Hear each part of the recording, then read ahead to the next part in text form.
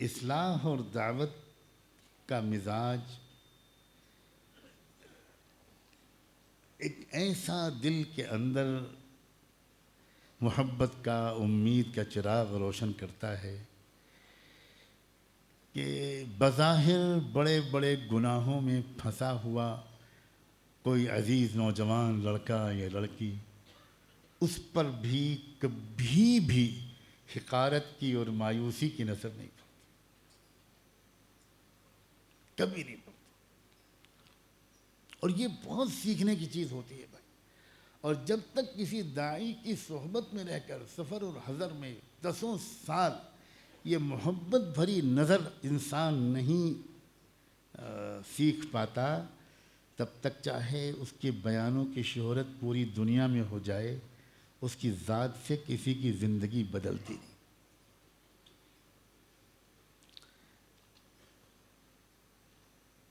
آج کی مجلس میں اگر نہ یاد کیا جائے گا اس عزیز ترین نوجوان کو، جنید جمشید جس کا نام تھا، تو بہت بڑی کمی رہ جائے گی۔ سلام ہو اس نوجوان پر، حسن صورت اور حسن سیرت کے اس حسین گلدستے پر۔ اس کی زندگی اس بات کی روشن دلیل ہے کہ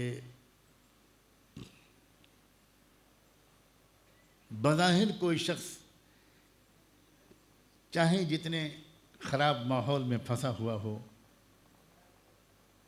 اس کے دل کے اندر جھانک کر دیکھنے والا اس کا رب ہی جانتا ہے کہ میرے اس بندے کے اندر کیا خوبیاں چھپی ہوئی ہیں۔ اور اس کے ظاہری خرابیوں کو نہ دیکھ کر اس کے اندر کی جو خوبیاں ہیں اس پر نظر ڈالنا، یہی تو اصل میں دعوت ہے، اور یہی ایک صاحب دل، صاحب نظر کے بس کی بات ہے۔ یہ ہر کس و ناکس نہیں کر سکتا۔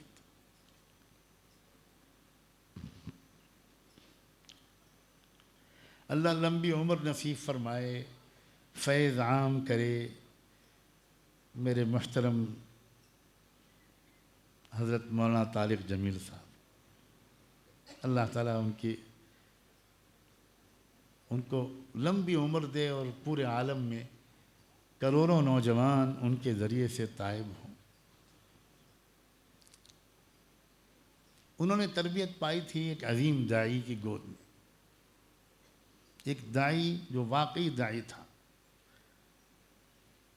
حضرت مولانا سعید احمد خان صاحب رحمۃ اللہ علیہ۔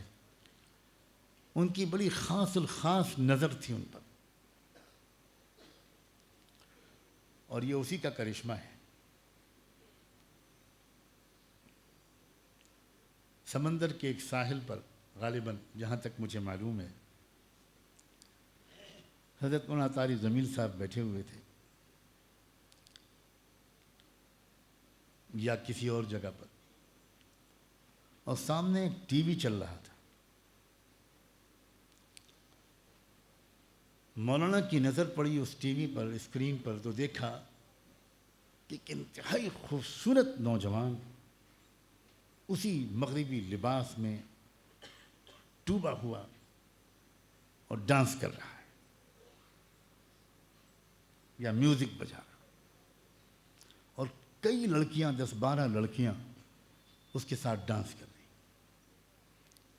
اب دیکھیں، ایک نظر صاحب دل کی، ایک تربیت یافتہ داعی کی نظر کیا ہوتی ہے۔ ان کی نظر اس نوجوان پر پڑی تو ان کے دل میں یہ خیال نہیں آیا کیا فاسق فاجر نوجوان ہے، لا حول ولا قوت الا باللہ، کیا جہنمی انسان ہے۔ یہ خیال جس دل میں آئے گا، اللہ رحم کرے، اس کا اپنا انجام شاید برا ہونے والا ہے۔ ان کے دل میں کیا خیال آیا، یا اللہ، اتنا سلیقہ مند اور خوبصورت نوجوان، اس کو ہدایت کیسے ملے گی؟ کیسے اس کی زندگی بدلے گی؟ ہائے کیا جذبہ ہے، کیا جذبہ ہے! یہ وہ جذبہ ہے جو دعوت و تبلیغ کا کام ایک ایک ایمان والے کے دل میں ڈالنا چاہتا ہے۔ یہ درد، یہ محبت، اور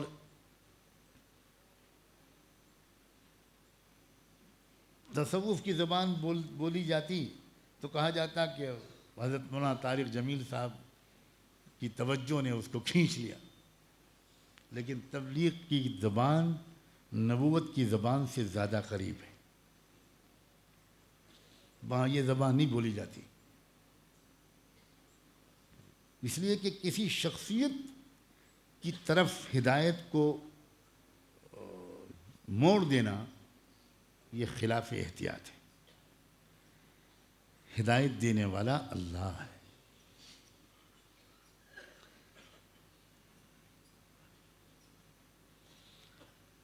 تھوڑے ہی دن کے بعد اس کے بعد کراچی میں ایک اجتماع ہوتا ہے۔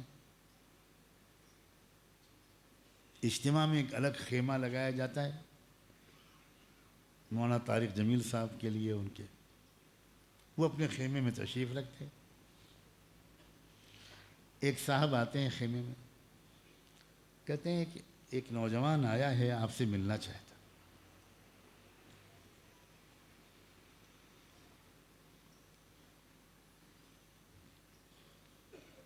کیا کرتا ہے وہ؟ تو وہ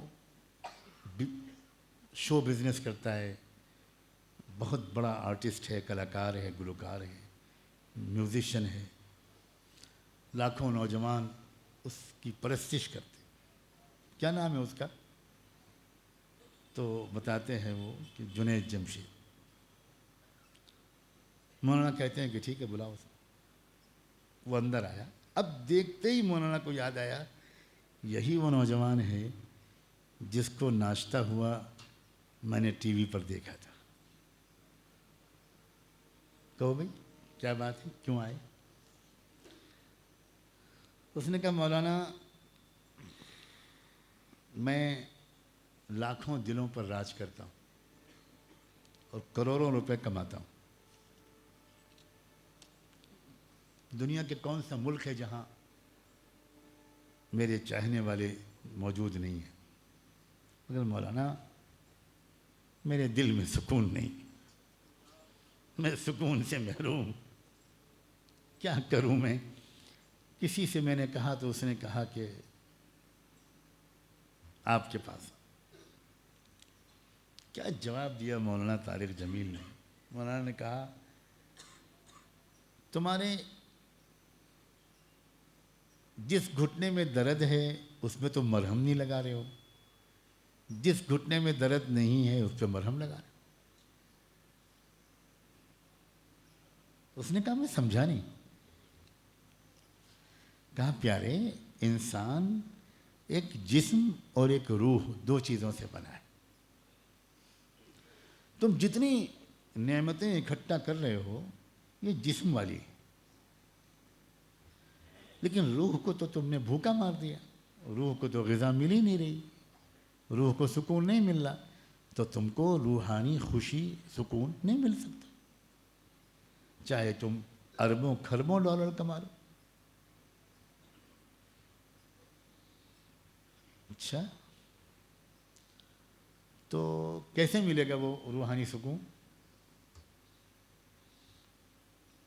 مولانا نے کہا کہ دیکھو یہ جسم مٹی سے بنا ہے، تو جتنی چیزیں مٹی سے بنی ہیں وہ اس جسم کے کام آتی ہیں، کھانے کی شکل میں، پینے کی شکل میں، پہننے کی شکل میں،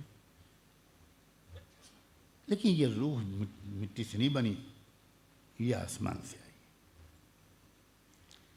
یہ آسمان سے آنے والے جو رب کے احکام ہیں، جب اس پر انسان عمل کرتا ہے تو روح کو غذا ملتی ہے اور روح کو سکون ملتا ہے۔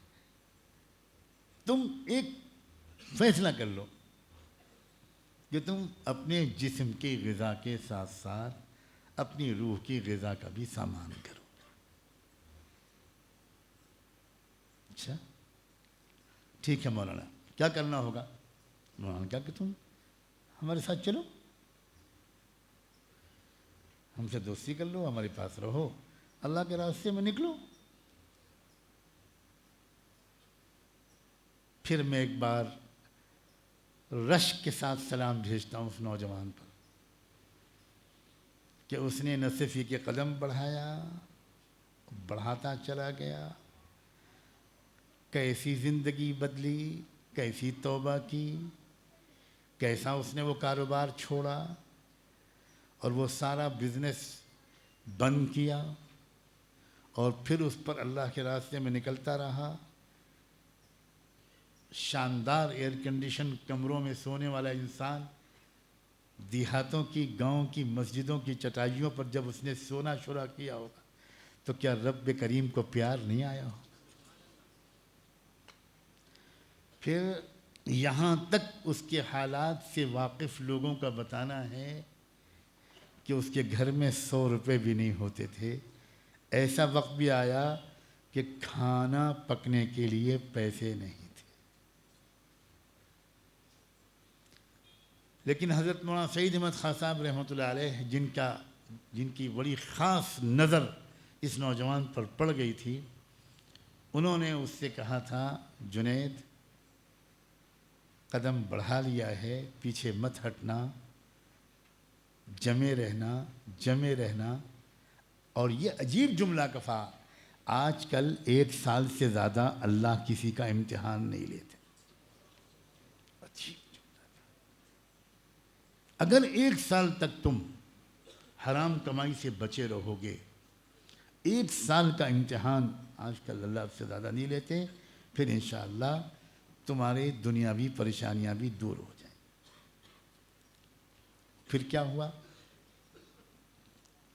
پھر میں کیا عرض کروں کہ اللہ نے دنیا کی دولت بھی اس کے قدموں پر نچھاور کر دی، اور ساری دنیا میں وہ حضور اکرم صلی اللہ علیہ وسلم کا عشق کی چنگاری بھڑکاتا رہا، ملکوں جاتا رہا، اور اللہ نے بالآخر اسی راستے میں، اسی دعوت کے راستے میں اللہ تعالیٰ نے اس کو اپنے پاس بلایا۔ وہ جماعت میں چل رہے تھے، امریکہ سے انگلینڈ سے کراچی سے اچانک اس کے دوست مشہور کرکٹر سعید انور جو جماعت میں نکلے ہوئے تھے چترال علاقے میں، ان کے دوست سعید انور نے اس سے کہا کہ بھائی اب تم آ گئے ہو ملک میں تو میری نصرت کے لیے چترال آ جاؤ۔ تو اس نے کہا ٹھیک ہے میں آ جاتا ہوں۔ تو ایک جماعت کے ساتھ لے کر وہ چترال گئے، اور وہاں 10 دن کا وقت لگا کر واپس آ رہا تھا وہ اللہ کا بندہ کہ اللہ تعالیٰ نے اپنے پاس شہادت کی موت دے کر بظاہر بلا لیا۔ میں کیا کہنا چاہ رہا تھا؟ میں کہنا کیا چاہ رہا تھا؟ کیا ہم اس نظر سے ان لاکھوں کروڑوں نوجوانوں کو دیکھ پا رہے ہیں جو ناچ گانے میں لگے ہوئے ہیں؟ ہم دیکھ پا رہے ہیں؟ کیا ہمارے اندر یہ کشادگی، یہ وسعت، یہ محبت، یہ جگہ ہے؟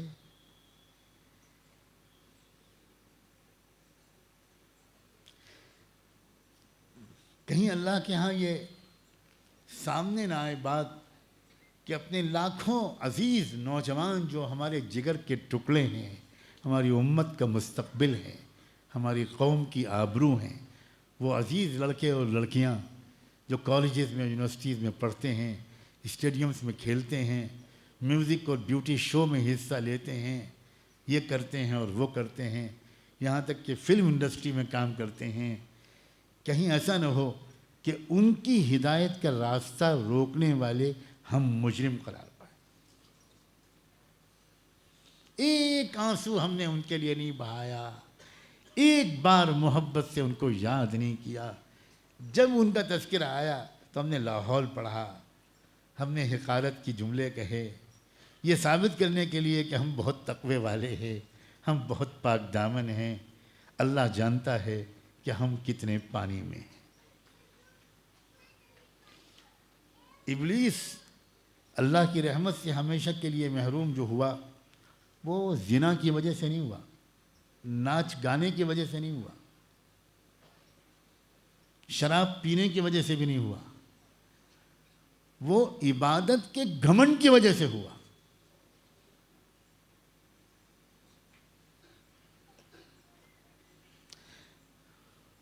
کیا میں یہ کہوں کہ آج ہمارے دیندار مجمع کی اصل مصیبت یہ ہے، اور اسی کو توڑنے کے لیے اللہ نے بزرگوں کے پاس جانا اور یہ دعوت والا مزاج دیا تھا، ایک محنت دی جو سابقہ بزرگوں کی مزاج کو عام کر دے کہ نظر محبت کی پڑنے لگے، نظر حقارت کی نہ پڑے، فتووں کی زبان بولنے کے بجائے محبت کی زبان بولی جائے۔ اے اللہ، اے اللہ، یہ کھوئی ہوئی نعمت ہمیں واپس کر دے، یہ کھوئی ہوئی نعمت ہم کو واپس کر دے۔ بہت بڑا خسارہ ہو گیا، بہت بڑا خسارہ۔